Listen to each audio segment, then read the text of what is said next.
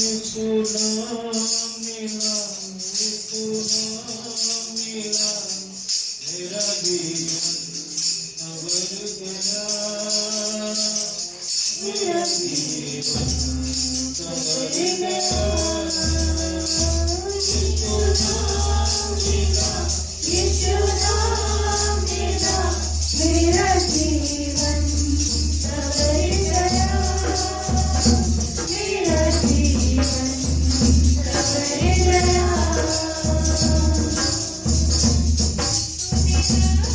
मेरे दिलों को मेरे जीवन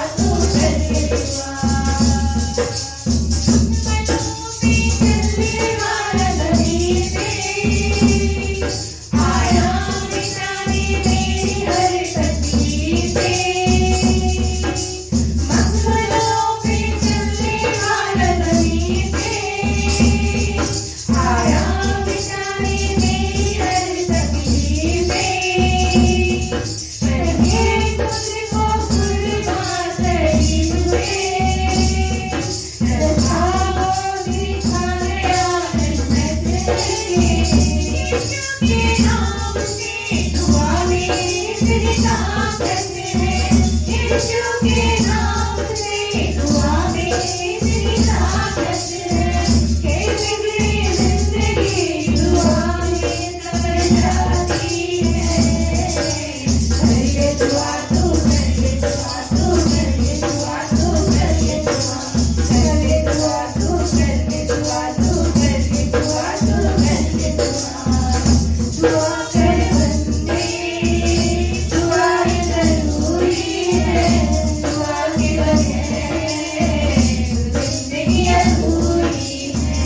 दुआ कर बंदे, दुआ ज़रूरी है, दुआ के बगैर जिंदगी अधूरी है।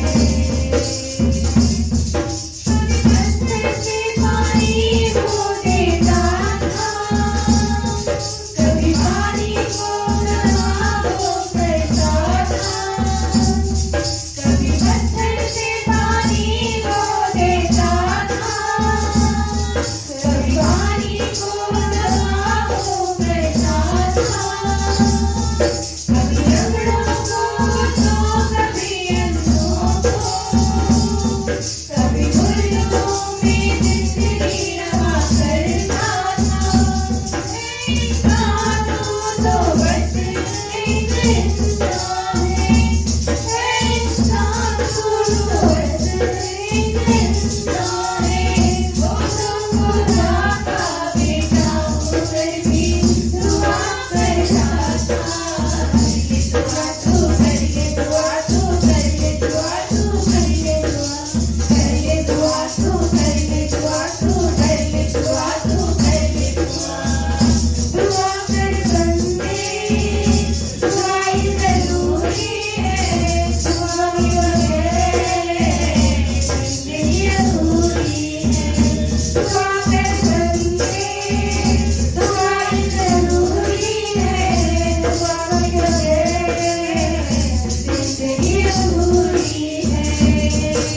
कर ले दुआ तू, कर ले दुआ तू, कर ले दुआ तू, कर ले दुआ, कर ले दुआ तू, कर ले दुआ तू, कर ले दुआ तू, कर ले दुआ। जिंदगी एक धोखा है, एक झूठी खुशी हवा का धोखा है। दुआ के बगैर जिंदगी एक धोखा है, एक झूठी खुशी हवा का धोखा है। दुआएं भरते हुए की क्या बचा लेना है। दुआ तो भागो बेटी से मिला देता है। दुआ कर ले आखिर किसने तुझे रोका है। दुआ कर ले आखिर किसने तुझे रोका है। दुआएं छोटी बात नहीं, खुदा से मिलने का मौका है। कर ले दुआ तू, कर ले दुआ तू, कर ले दुआ तू, कर ले दुआ, कर ले दुआ तू, कर ले दुआ तू, कर ले दुआ तू, कर ले दुआ। दुआ कर बंदे, दुआ ज़रूरी है, दुआ के बगैर जिंदगी अधूरी है। दुआ कर बंदे, दुआ ज़रूरी है, दुआ के बगैर जिंदगी अधूरी है। कर ले दुआ तू, कर ले दुआ तू, कर ले दुआ तू, कर ले दुआ, कर ले दुआ तू, कर ले दुआ तू, कर ले दुआ तू, कर ले दुआ, कर ले दुआ तू, कर ले दुआ तू, कर ले दुआ तू, कर ले दुआ। गीतों की बनाता मेरे साफी यीशु ने,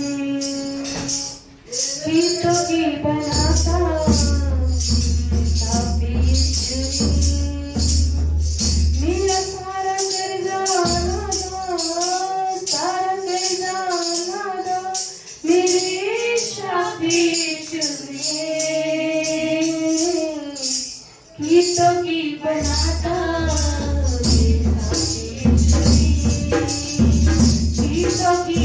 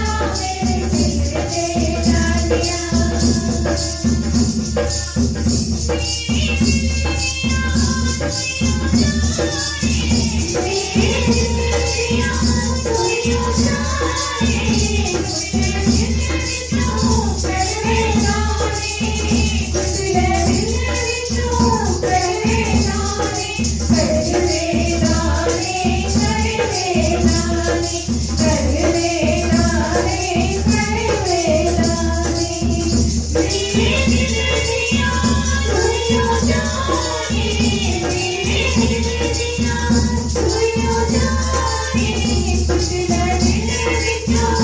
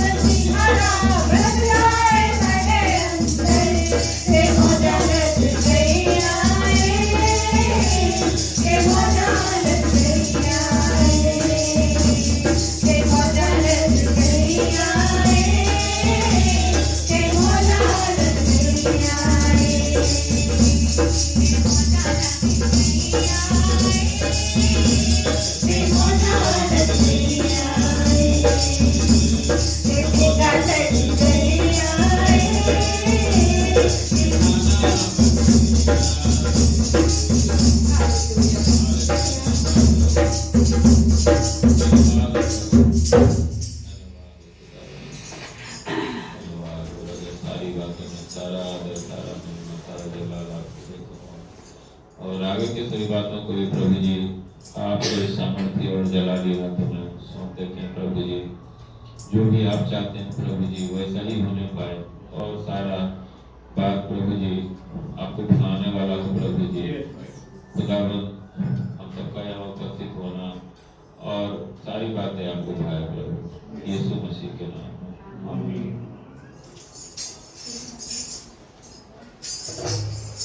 वह पुरुष जो दुष्टों की युक्ति पर नहीं चलता वरना पापियों के मार्ग में खड़ा होता वरना ठट्ठा करने वालों की मंडली में बैठता है।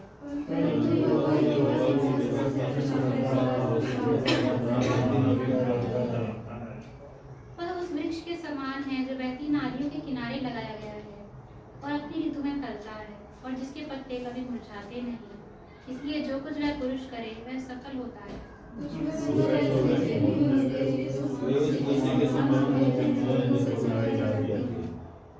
इस कारण दुष्ट लोग अदालत में स्थिर न रह सकेंगे वरना पापी धर्मियों की मंडली में ठहरेंगे। क्योंकि वो धर्मियों का मान मानता है वह धर्मियों का मान नहीं जाएगा। आमीन।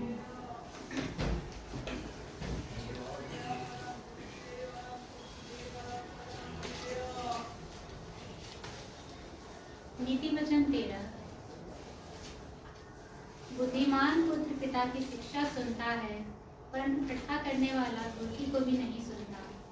सज्जन अपनी बातों के कारण उत्तम वस्तु खाने पाता है परंतु विश्वासघाती लोगों का पेट उपद्रव से बढ़ता है। जो अपने मुंह की चौकसी करता है वह अपने प्राण की रक्षा करता है परंतु जो गाल बजाता है उसका विनाश हो जाता है। आलसी का प्राण लालसा तो करता है और उसको कुछ नहीं मिलता परंतु कामकाज रिष्ट पुष्ट हो जाते हैं। धर्मी झूठे वचन से बैर रखता है परंतु दुष्ट लज्जा का कारण और लज्जित हो जाता है।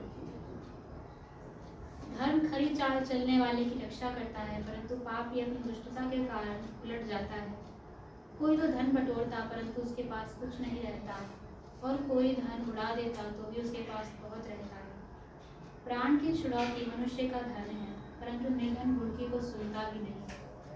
धर्मियों की ज्योति आनंद के साथ रहती है परंतु दुष्टों का दिया बुझ जाता है। झगड़े झगड़े केवल अहंकार ही से होते हैं परंतु जो लोग सम्मति मानते हैं उनके पास बुद्धि रहती है। निर्धन के पास माल नहीं रहता परंतु जो अपने परिश्रम से बटोरता है उसकी बढ़ती होती है। जब आशा पूरी होने में विलंब होता है तो मन शिथिल होता है परंतु जब लालसा पूरी होती है तब जीवन का वृक्ष लगता है। जो वचन को तुच्छ जानता वह नष्ट हो जाता है परंतु आज्ञा के डरवैये को अच्छा फल मिलता है। बुद्धिमान की शिक्षा जीवन का सोता है और उसके द्वारा लोग मृत्यु के फंदों से बच सकते हैं। सुबुद्धि के कारण अनुग्रह होता है, परंतु विश्वासघातियों का मार्ग कड़ा होता है।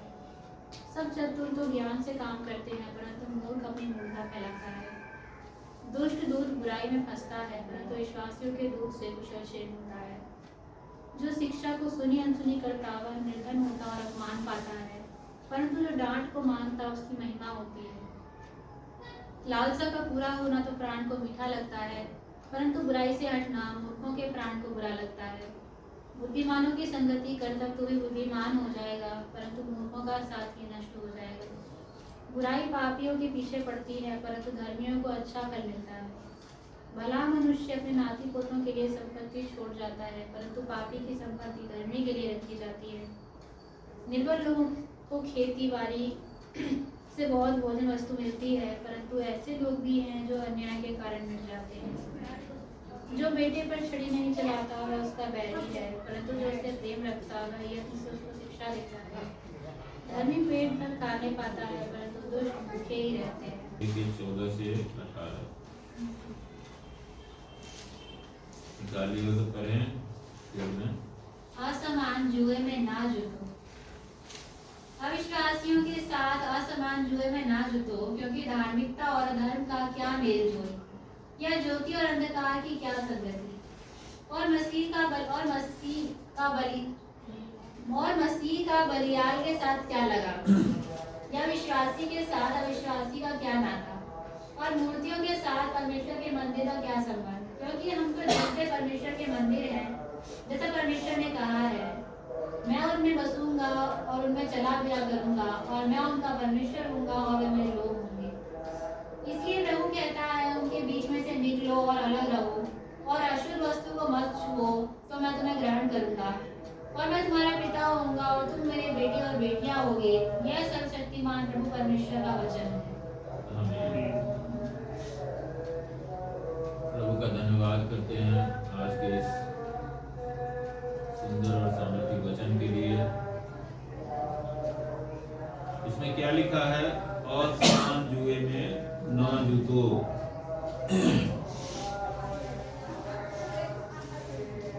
आज हम एक ऐसे संसार में जी रहे हैं जहां शुरू से ही देखा जाए तो संसार में शायद ही कोई ऐसा जगह होगा जहां किसी न किसी रूप में मूर्ति पूजा भी होता है और असमानताएं भी हैं, बहुत तरह की असमानताएं हैं। लेकिन एक बात हमें समझना है कि रहना तो हमें इसी संसार में है, तो फिर हम कैसे रहेंगे, है ना? एक ही पानी में बड़ी मछली भी होती है, मझोली भी, छोटी भी, है ना? उसी में और बहुत सारे जीव जंतु होते हैं जो उनके शत्रु भी होते हैं, लेकिन फिर भी वो जीते हैं, उनको प्रभु रखते हैं। तो वैसे ही संसार में हर तरह के असमानताएं तो हैं, लेकिन यहाँ आत्मिक असमानता की बात है। ये जो है ये आत्मिक असमानता की बात है कि जो आत्मिक रूप से जो उस प्रभु के हैं और जो आत्मिक रूप से उस प्रभु के नहीं हैं, उस असमानता की बात यहाँ पर है। हालेलुया। हालेलुया। क्या आप समझ पा रहे हैं?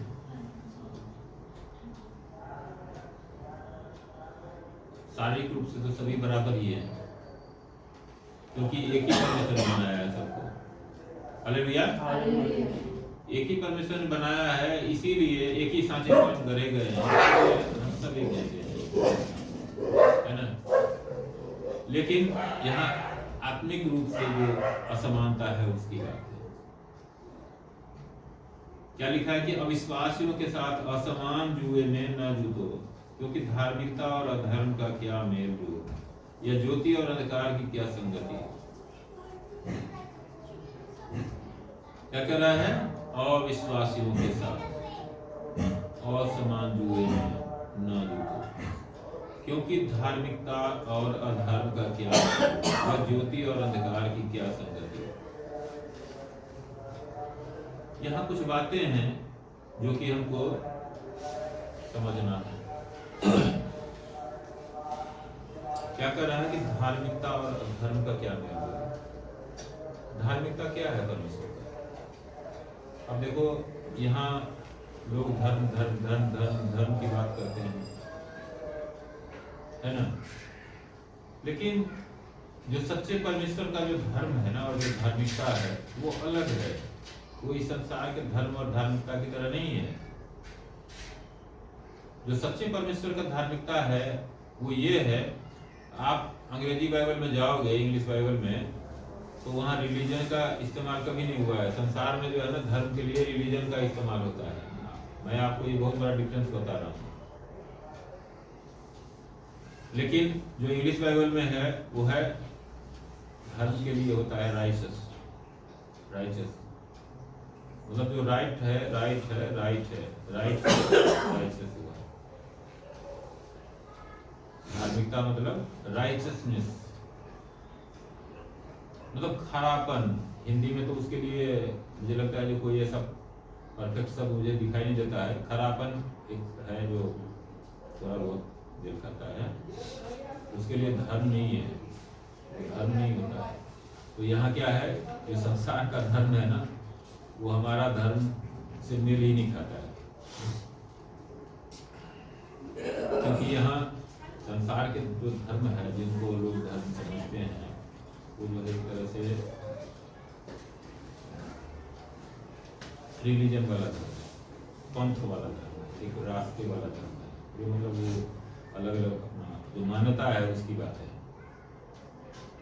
अब वो कितना सच है कितना झूठ है ये हम भी जानते हैं, और जो खोजते हैं वो जान लेते हैं। तो उनके साथ जो है ना हमारा आत्मिक रूप से मेल जोल नहीं हो सकता। हालेलुया।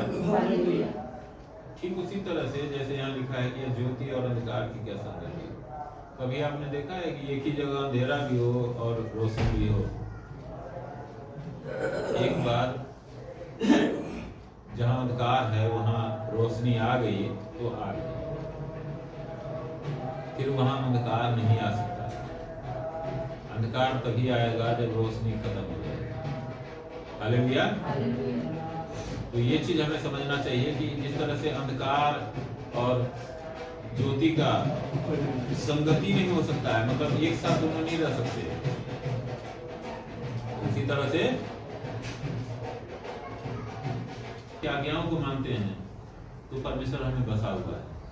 अगर हम आज्ञाओं को छोड़ देते हैं तो हम परमेश्वर के साथ नहीं है। हालेलुया। इसीलिए यहाँ पर कह रहा है कि मूर्तियों के साथ परमेश्वर के मंदिर का क्या संबंध, क्योंकि हम तो जीवते परमेश्वर के मंदिर हैं। जैसा परमेश्वर ने कहा है, मैं उनमें बसूंगा और उनमें चला फिरा करूंगा और मैं उनका परमेश्वर हूंगा और वे मेरे लोग होंगे। हालेलुया। ये छोटी बात नहीं है। ये जो है ना, एक आप इसको यूं समझो कि एक अगर परमेश्वर ही हमें बसे हुए होंगे और वही हमें होके चले फिरेंगे तो हम कमजोर थोड़े हैं। जो सर्वशक्तिमान है वही हमें अगर बसा रहेगा और वही हमें होके चले फिरेंगे तो हम कमजोर नहीं हैं। हम हर तरह से संसार से बहुत बड़े हैं। संसार से हमारी तुलना नहीं हो सकती है। हमें उस परमेश्वर की आत्मा है, उस परमेश्वर का बल है, उस परमेश्वर का सामर्थ्य है, उस परमेश्वर का बुद्धि, उसका ज्ञान, उसका निर्मलता, उसका पवित्रता, वो सब बात करता है। उस मंदिर का मतलब खाली ये नहीं है कि वो कोई मंदिर का मतलब हम ये ना समझ लें कि किसी मूर्ति को दिल में बसा ले कि वहाँ पत्थरों की मूर्ति रखी हुई है या किसी लकड़ी का मूर्ति रखा हुआ है। वो नहीं है, वो जिंदा परमेश्वर है। इसीलिए हम भी जिंदा हैं और वो जिंदा ही हम में बसा रहता है। हालेलुया। अब हम ये ना सोचे कि फिर इंसान मरता तो है, तो भजन संहिता में वो भी तो लिखा हुआ है कि मैंने कहा कि तुम सबके सब ईश्वर हो। और तुम सबके सब परम प्रधान के पुत्र हो, फिर भी तुम मनुष्यों के समान मरोगे, क्योंकि ये जो शरीर है ये नाशवान शरीर है। इसीलिए हम देखते हैं कि एक समय में क्या होता है, इंसान पैदा होता है तो क्या रहता है, वो कुछ भी नहीं रहता है। धीरे धीरे वो बड़ा होता है, बचपन में आता है, फिर जवानी में आता है, फिर बुढ़ापे में आता है, और फिर क्या होता है, शरीर ये काम का नहीं रह जाता है। तो ये जो है संसारिक प्रकृति है, ये इस शरीर की प्रकृति है कि जो भी यहाँ पर पैदा हुआ है, बना है, जो इस संसार का है, ये कोई आसमान से तो गिरता नहीं है कोई मनुष्य, इस संसार में ही पैदा होता है ना। तो जो भी संसार में पैदा है वो इस संसार का है, तो इसको खत्म ही हो जाना है। लेकिन प्रभु ने हमसे वादा किया है कि जो भी अंत तक बने रहेगा तो परमेश्वर उसको क्या करेगा, मरने नहीं देगा, पुनरुत्थान होगा। और ये जो जैसे ही ये जो नाशवान शरीर छूटेगा तो परमेश्वर क्या करेंगे, अविनाशी शरीर देंगे, जो कभी मरता नहीं, जिसका कभी विनाश नहीं होता। जैसे हमने देखा प्रभु यीशु मसीह पुनरुत्थान के बाद आए तो वो उस शरीर सहित ही उठा लिए गए थे। हालेलुया। तो ये चीज हम हमेशा ध्यान में रखें कि हम एक ऐसे परमेश्वर के पीछे हैं, एक ऐसे परमेश्वर के साथ हैं जो सिर्फ बातों में नहीं है, जो काम में है। और इसीलिए वो जो वादा करता है कि मैं उनमें बसूंगा और उन्हें चला फिरा करूंगा और मैं उनका परमेश्वर होऊंगा और वो मेरे लोग होंगे। हालेलुया। इसलिए प्रभु कहता है उनके बीच में से निकलो और अलग रहो और अशुद्ध वस्तु को मत छुओ और मैं तुम्हें ग्रहण करूंगा। हम सब जानते हैं कि जब तक हम प्रभु को नहीं जाने थे, प्रभु का स्वाद हमने नहीं चखा था, सीधा सीधा अगर कहें तो, तब तक हम भी जैसे संसार जीते हैं वैसे ही जी रहे थे। हमारे अंदर भी हजारों बुराइयां भी थी और हमारा जो विश्वास है, हमारा जो धार्मिकता है वो भी वैसा ही था। हम भी उन्हीं चीजों के पीछे चल रहे थे। लेकिन यहाँ प्रभु का वचन क्या कहता है कि उनके बीच में से निकलो और अलग रहो और अशुद्ध वस्तु को मत छुओ, तो मैं तुम्हें ग्रहण करूंगा। प्रभु हमें ग्रहण कब करते हैं, जब हम उनमें से निकल जाते हैं। किन में से निकल जाएंगे, जो पहले से एक बड़े जाल में हम फंसे हुए हैं। उस जाल में से जब हम निकलते हैं तब प्रभु ग्रहण करते हैं। हम सब इस बात को भली भांति जानते हैं कि पहले तो हम क्या हुए थे, इस जाल में से छांटे गए थे, निकाले गए थे। ये हमारी कोई पराई नहीं है या कोई सामर्थ्य नहीं है, ये प्रभु ने ही हम पर दया किया। नहीं तो देखो बहुत से लोगों के जीवन में हमसे ज्यादा मुसीबतें आती है, लेकिन उनको लगता है कि यही जीवन है यार, पिछले जन्म का पाप होगा। लोग समझा देते हैं उसको, जिनको खुद ही पता नहीं है कि वो क्या कर रहे हैं। अरे पिछले जन्म में कुछ बुराई किया होगा तो वो जो है इस जन्म में हो रहा है, और फिर इस जन्म में जो हो रहा है वो कब होगा वो पता नहीं। तो मन को शांति देने के लिए जो है ना, कुछ भी झूठ बोल दो, कुछ भी सच बोल दो, कुछ भी कह दो, तो उसमें जो है लोग भरमाते रहते हैं। लेकिन ये जो है ना, कोई 2-2-4 वाला सिस्टम नहीं है। आज तक कोई एक आदमी नहीं ऐसा दिखाई दिया जो बता दे कि पिछले जन्म में किसने क्या किया था, जो आज उसका ये जन्म है और आज उसका जो है कर्म है। कोई नहीं बता सकता है, लेकिन लोग झूठ मूठ के जो है ना छांटते रहते हैं। लेकिन यहाँ जो परमेश्वर है उसने इसीलिए उसमें से निकाला, उस झूठ के जाल में से निकाला, ताकि सत्य को हम जान सके और स्वतंत्र हो सके उस झूठ के जाल से। हालेलुया। आप सब जानते हैं इस वचन को कि परमेश्वर ने हमें स्वतंत्र होने के लिए बुलाया है। वचन का हालेलुया। तो जो स्वतंत्र होने के लिए बुलाया है तो वो हमें हर दिन हमें स्वतंत्रता में बढ़ाते चलता है, क्योंकि कोई एक जाल में हम नहीं फंसे हुए थे, या एक जाल हमारे जीवन में नहीं होता है। न जाने कितने अनगिनत जाल होते हैं, लोग निकल जो नहीं पाते हैं, वो जाल भी तो उनको घेरे रहता है।